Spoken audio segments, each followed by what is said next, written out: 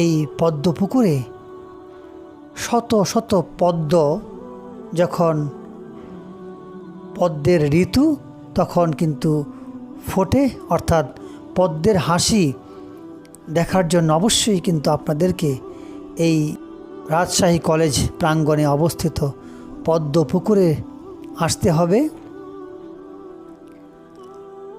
আর নির্জন দুপুরে পুকুর পাড়ে দাঁড়িয়ে থাকা যেন এক ধ্যানমগ্ন অনুভূতি।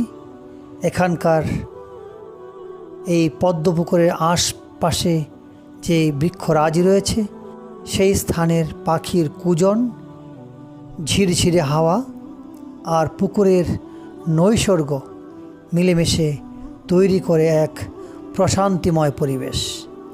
রাজশাহী শহরে আগত যে কোনো পর্যটক বা ভ্রমণ পিপাসুর জন্য রাজশাহী কলেজ একটি অবিস্মরণীয় স্থান।